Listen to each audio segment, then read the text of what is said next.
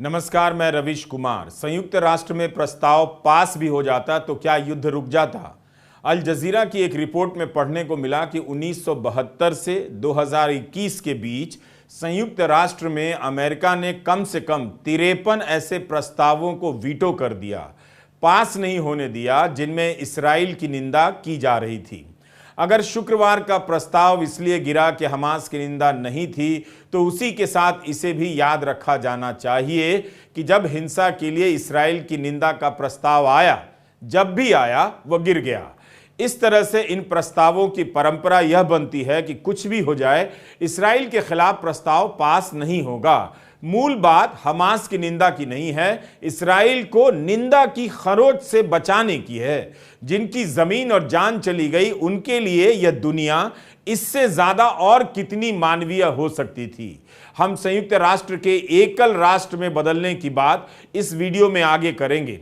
अभी तो यह देखिए कि प्रस्ताव पर वीटो कर ताकत दिखाने वाला अमेरिका करीब करीब गिड़गिड़ाता नजर आ रहा है कि इसराइल गजा में पानी, बिजली और इंटरनेट की सप्लाई बहाल कर दे। उसकी सारी मजबूरी इस अपील में दिखती है। बाकी इसराइल को सैनिक और सैनिक साजो सामान की सप्लाई करने से वो खुद को भी नहीं रोक पा रहा है। अमेरिका यही कह देता कि हमारी बात नहीं सुनी गई तो हम सैनिक मदद नहीं करेंगे, नहीं कह सकता। गजा में 55,000 गर्भवती महिलाएं हैं, 30,000 बच्चे बताए जाते हैं। सभी के साथ साथ ये भी गंदा और प्रदूषित पानी पीने के लिए मजबूर हैं। यह सूचना भी उसी इसराइल के अखबार में छपी है, हारित्स में। अब तो युद्ध अपराध की बात भी कोई नहीं करता। गजा में 8,000 से अधिक लोगों के मारे जाने की खबर है। इनमें ज्यादातर बच्चे हैं, औरतें हैं। सेव द चिल्ड्रेन एक अंतर्राष्ट्रीय संस्था है। इस संस्था ने कहा है कि 7 अक्टूबर से अब तक 3,257 बच्चे मारे गए हैं। इनमें कम से कम 3,195 बच्चे गजा के थे, 33 वेस्ट बैंक और 29 इसराइल के भी बच्चे हैं। संगठन ने लिखा है कि गजा में मरने वालों में 40% बच्चे हैं। 1,000 बच्चों के मलबे में दबे होने की आशंका जताई जा रही है। 2019 से लेकर अब तक जितने बच्चे दुनिया भर में हिंसा और युद्ध क्षेत्रों में मारे गए हैं, उतने 3 हफ्ते में गजा के बच्चों को मार दिया गया। बच्चों की तस्वीरें, उनकी गिनती बताने से भी इसराइल, अमेरिका और उसके दोस्तों को फर्क नहीं पड़ा। बहुत साफ है कि किसी भी स्तर की तबाही से इनका दिल नहीं पिघलता। दुनिया ने देख लिया कि अब उसके प्रदर्शनों का, विलखने का इन हुक्मरानों और राज्यों के चरित्र पर कोई असर नहीं पड़ता है।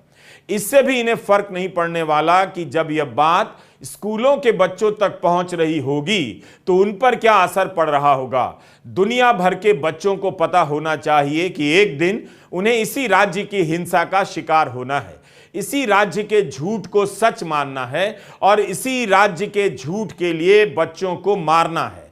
अब उनके पास जनता होने और उससे पहले इंसान होने के विकल्प बहुत कम हैं। जिन कार्टून चैनलों को देखने में उनका पूरा दिन चला जाता है, दरअसल सत्ता ने इन चैनलों के जरिए उन सभी बच्चों को कार्टून बना दिया है। यह अभी नहीं, बहुत बाद में पता चलेगा। यह इसराइल के प्रधानमंत्री बेन्यामिन नेतन्याहू हैं, इसराइल के चौकीदार हैं। इनके ट्वीट से पता चलता है कि इसराइल का यह चौकीदार सो रहा था जब हमास ने हमला किया। यह दुनिया के पहले ऐसे चौकीदार हैं जो कह रहे हैं कि उन्हें जगाया नहीं गया। चौकीदार कहने से आपको बहुत कुछ याद आएगा, मगर सत्यपाल मलिक ने पुलवामा को लेकर जो कहा है, अभी उसे आप रहने दें। इसराइल के इस चौकीदार की हालत यह है कि 7 अक्टूबर को हमास के हमले के बाद 22 दिन बीत जाने के बाद ट्वीट करते हैं कि उन्हें इसकी चेतावनी नहीं दी गई कि हमास इसराइल के खिलाफ युद्ध छेड़ने वाला है। नेतन्याहू ने इसराइल की सुरक्षा एजेंसियों को दोषी ठहराया और 7 अक्टूबर के हमले के लिए खास तौर पर सेना यानी IDF और खुफिया एजेंसी के इंटेलिजेंस के प्रमुखों का नाम ले लिया। नेतन्याहू के अलावा सुरक्षा बलों के प्रमुख, जासूसी एजेंसी शिन बेट, नेतन्याहू के वित्त मंत्री, सभी ने 7 अक्टूबर के हमले में अपनी जिम्मेदारी मान ली है। नेतन्याहू ने अभी तक अपनी जिम्मेदारी नहीं मानी है। नेतन्याहू के इस ट्वीट के बाद उनकी वॉर कैबिनेट में तूफान मच गया। इस्राइल में नेता, विपक्ष और फिलहाल नेतन्याहू की इमरजेंसी सरकार में शामिल बेनी गैट्स ने ट्विटर पर जाकर लिख दिया कि नेतन्याहू को बयान वापस लेना चाहिए। जब हम युद्ध में हैं तो नेतृत्व को जिम्मेदारी दिखानी चाहिए, सुरक्षा बलों को प्रोत्साहन देना चाहिए।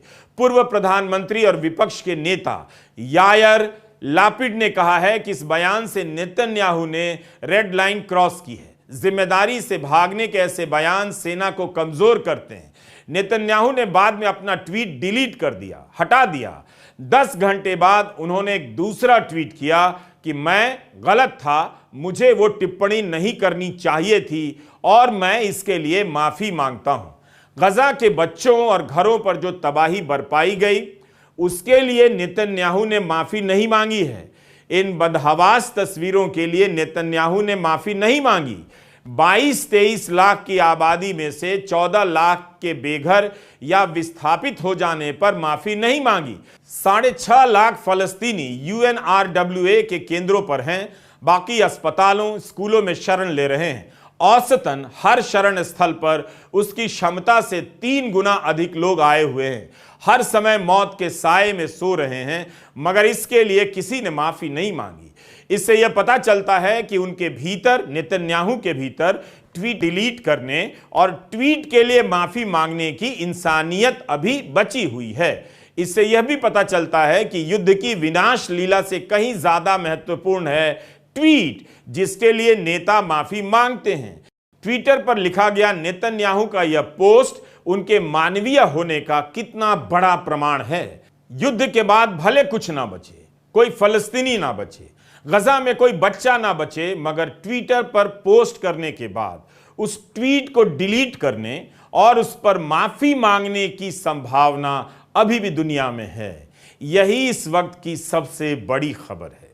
इस्राइल का अखबार है हारेज, इसके संपादकीय पर एक लेख छपा है जिसका शीर्षक है Netanyahu apologizes for the first time ever, not for the war, for a tweet. यह लेख अनशेल फेफर का है। नेतन्याहू ने 10 घंटे बाद एक दूसरा ट्वीट किया और पहले ट्वीट में लिखी बातों के लिए कहा, मैं गलत था और मैं इसके लिए माफी मांगता हूं।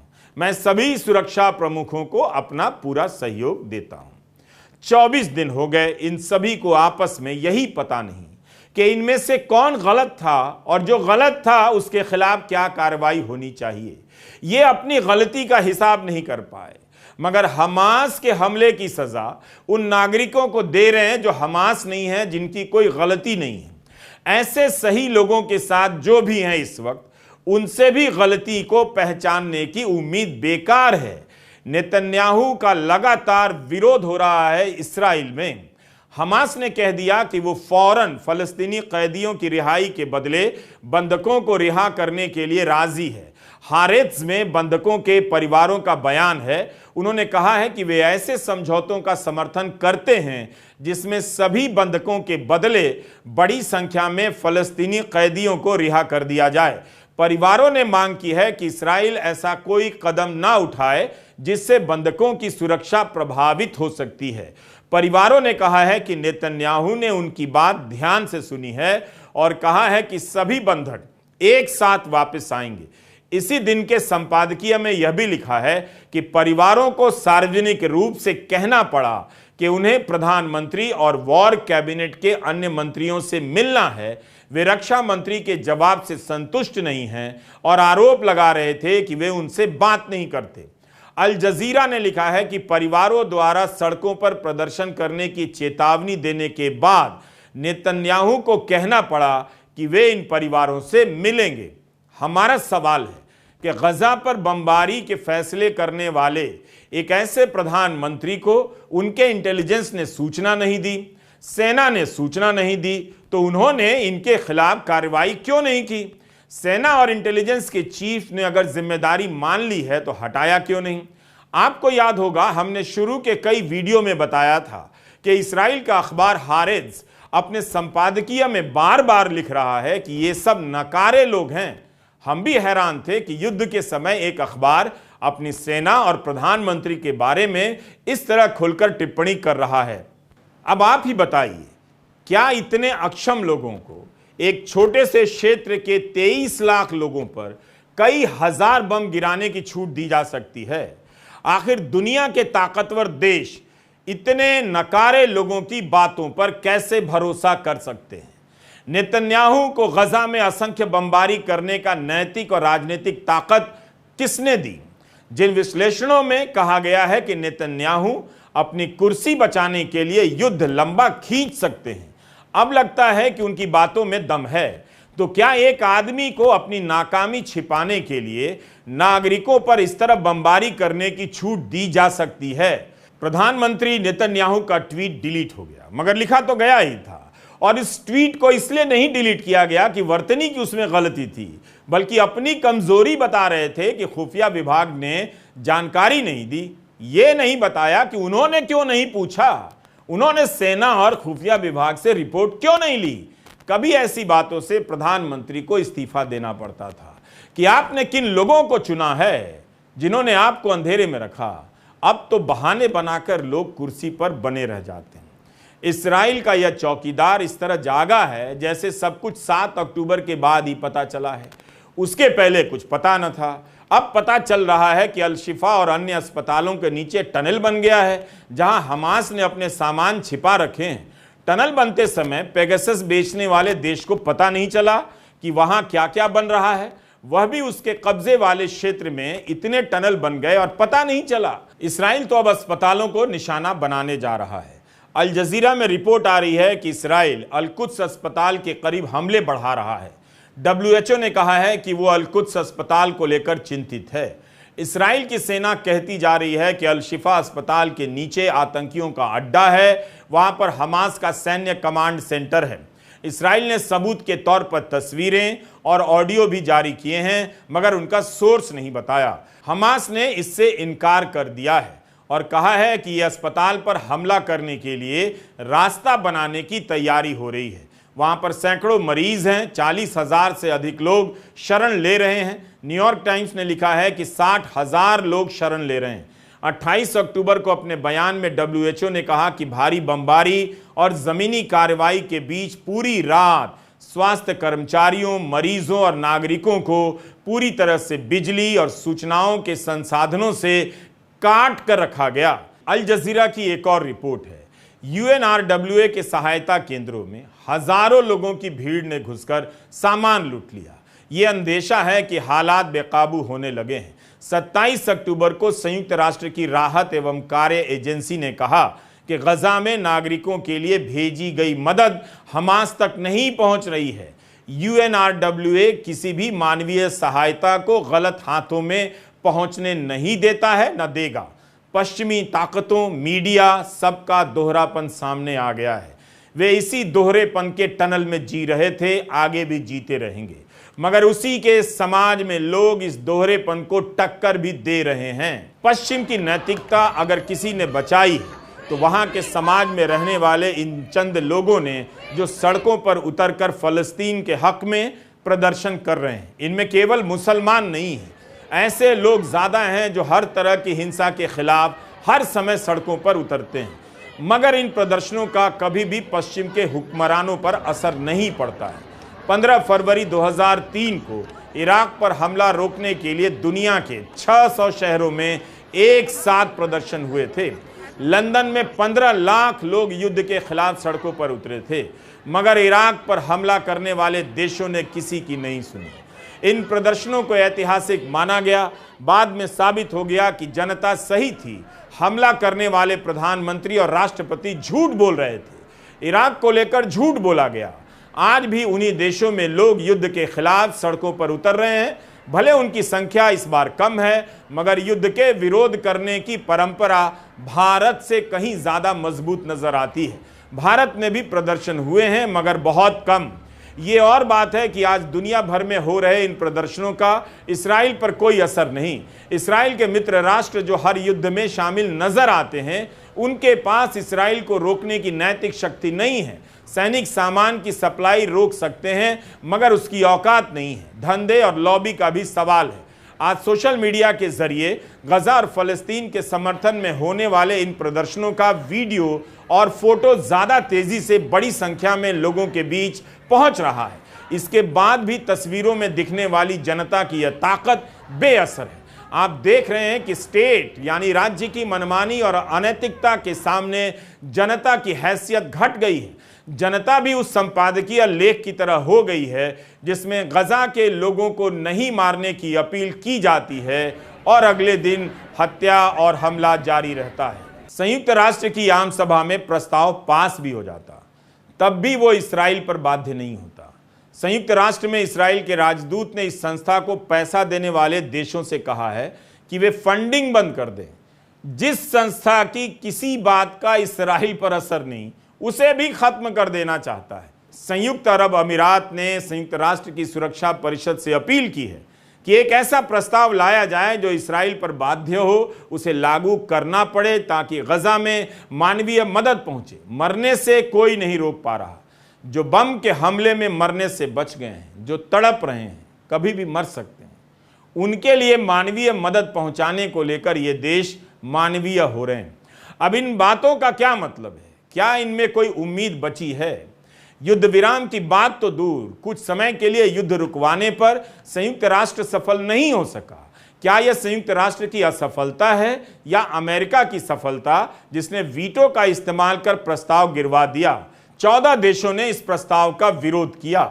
अमेरिका, ऑस्ट्रिया, क्रोएशिया, चेक Republic, Fiji, Guatemala, Hungary, Israel, Marshall Island, Micronesia, Nauru, Papua New Guinea, Paraguay और टोंगा। वीटो की ताकत से लैस अमेरिका अपने समर्थन में टोंगा, पापुआ न्यू गिनी, फिजी को लेकर चल रहा है।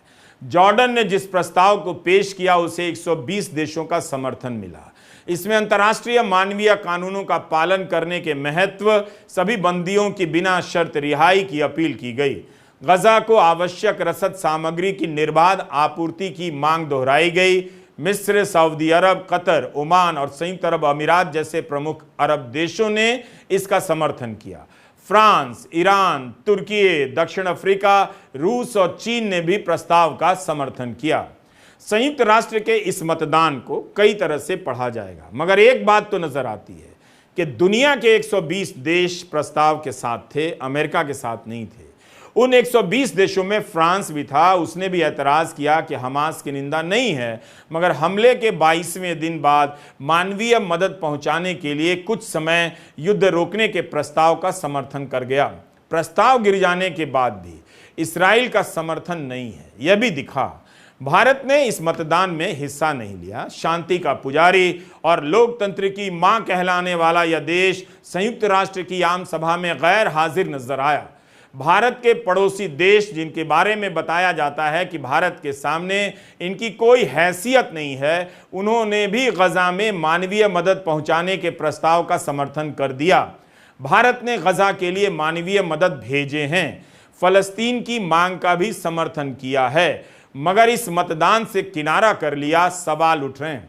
प्रधानमंत्री मोदी कहा करते थे कि 21वीं सदी एशिया की सदी है, मगर दक्षिण एशिया में भारत अकेला ऐसा देश है जिसने वोट नहीं डाला। भारत के सभी पड़ोसियों ने हां में वोट डाला है। वायर के संस्थापक पत्रकार सिद्धार्थ वरदराजन ने ट्वीट किया है कि एशिया के एक छोर से लेकर हिंद महासागर के दूसरे छोर तक नक्शे पर अगर एक तरफ इस्राइल को चिन्हित करें और दूसरी तरफ दक्षिण कोरिया को, तो इनके बीच में भारत को छोड़कर हर देश ने युद्ध विराम के समर्थन में वोट किया।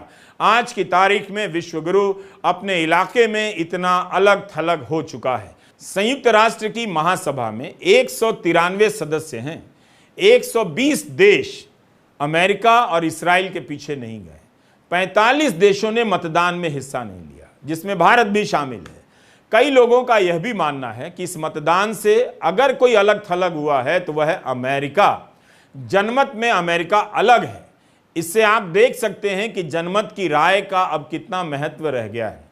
अगर आप खुद को जनता समझते हैं तो अपने भविष्य के बारे में भी सोचिए, यहां भी, लोकल लेवल पर भी और ग्लोबल लेवल पर भी। अमेरिका जरूर अकेला लग रहा है, मगर वो सबसे ताकतवर है। वो इस्राइल के साथ है और इस्राइल हमला किए जा रहा है। भारत ने गैर हाजिर रहकर अपने लिए कौन सा रास्ता चुना है, इस पर बहस चलती रहेगी। सुहासिनी हैदर ने सरकारी सूत्रों के दस्तावेजों से हिंदू अखबार में रिपोर्ट किया है कि सरकार ने यूएन में वोट नहीं देने के फैसले का बचाव किया है। सरकार की ओर से कहा गया है कि इस प्रस्ताव में स्पष्ट रूप से हमास के हमले की निंदा नहीं की गई थी। इसे विपक्ष द्वारा उठाए गए सवालों के जवाब के रूप में देखा जा रहा है। सूत्रों का कहना है कि प्रस्ताव के आखिरी ड्राफ्ट में हमास की निंदा न किए जाने पर भारत की चिंताओं को शामिल नहीं किया गया, इसलिए भारत ने वोट नहीं किया। जबकि सुहासिनी हैदर ने रेखांकित किया है कि खुद भारत द्वारा संयुक्त राष्ट्र में दिए गए स्पष्टीकरण में हमास का नाम नहीं लिया गया था। यही नहीं, इस्राएल के राजदूत ने भारत से मांग की है कि वो हमास को आतंकवादी संगठन घोषित करे। मगर उसी दिन संयुक्त राष्ट्र में भारत ने कनाडा द्वारा पेश किए गए संशोधन के पक्ष में वोट कर दिया और वो गिर गया। कनाडा से इस वक्त भारत के संबंध अच्छे नहीं हैं, मगर वो कनाडा के संशोधन का पक्ष लेता है। इस प्रस्ताव में मांग की जा रही थी कि हमास और उसके द्वारा बंधक बनाए जाने की निंदा की जाए। इसके समर्थन में 88 वोट मिले, विरोध में 55 और 23 देशों ने वोट नहीं किया। ट्यूनीशिया के अलावा हर अरब देश ने इसका विरोध किया। 2/3 वोट न मिलने के कारण यह प्रस्ताव गिर गया। तो इस राजनीति से आप क्या हासिल करते हैं? अपने लिए, मानवता और उसके इतिहास के लिए। गजा पर बमबारी तो होती ही रही है। हमने कई बार कहा कि इस दौर में कोई विश्व गुरु नहीं है, सब गुरु बनकर विश्व को झांसा दिए जा रहे हैं। कोई आगे नहीं चल रहा, सब एक दूसरे के पीछे पीछे चल रहे हैं। अल जजीरा में शकीब असरार और मोहम्मद हुसैन का एक शोधपूर्ण लेख है। यह लेख बताता है कि अमेरिका ने कम से कम 34 बार संयुक्त राष्ट्र की सुरक्षा परिषद में ऐसे प्रस्तावों को वीटो कर दिया जिनमें इस्राएल की निंदा की जा रही थी। साथ ही ऐसे प्रस्तावों का भी विरोध किया जिनमें फलस्तीन राज्य की मांग की जा रही थी। 1945 से लेकर अब तक 36 बार सुरक्षा परिषद में इस्राएल फलस्तीन से संबंधित प्रस्तावों के मसौदे 5 में से किसी एक स्थायी सदस्य ने वीटो कर दिए। 34 बार इन्हें अमेरिका ने वीटो किया, रूस और चीन ने एक बार। इनमें से अधिकतर प्रस्ताव इस्राएल फलस्तीन के बीच शांति स्थापित करने के लिए ढांचे पेश कर रहे थे। अमूमन इनमें इस्राएल से अंतर्राष्ट्रीय मानवाधिकार कानून को मानने की अपील की गई थी, फलस्तीनी राज्य के लिए आत्मनिर्णय की बात कही गई और फलस्तीनियों के विस्थापन के लिए इस्राएल की निंदा की गई। अमेरिका ने इस्राएल के पक्ष में 46 बार वीटो किया है। इस जंग के दौरान फलस्तीन का नक्शा घूम रहा होगा। आपने देखा होगा कि इसके गांव शहर कैसे कब्जा लिए गए, इसके लोगों को किस तरह से घेर कर दीवार तक धकेल दिया गया। अब इनका खात्मा किया जा रहा है। दिसंबर 2017 की बात है। उस वक्त दुनिया भर में यह खबर छपी थी। ट्रंप ने जेरूसलम को इस्राएल की राजधानी के रूप में मान्यता दे दी। 7 दशक से अमेरिका की विदेश नीति को बदलते हुए कह दिया कि अब अमेरिका का दूतावास तल अवीव की जगह जेरूसलम में होगा। तब संयुक्त राष्ट्र की सुरक्षा परिषद में एक प्रस्ताव लाया गया। प्रस्ताव में था कि कोई भी ऐसा कृत्य जो जेरूसलम के दर्जे में बदलाव करने की कोशिश करता है, उसकी कोई कानूनी वैधता नहीं है, मान्यता नहीं है। मांग की गई कि जेरूसलम का दर्जा यूएन के नियमों के अनुसार हो।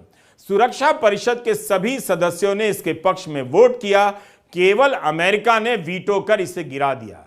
तब तो हमास नहीं था। फलस्तीन के सवाल पर साथ न देने वाले इन ताकतवर देशों से उम्मीद की जा रही है कि इस्राएल का विरोध करेंगे।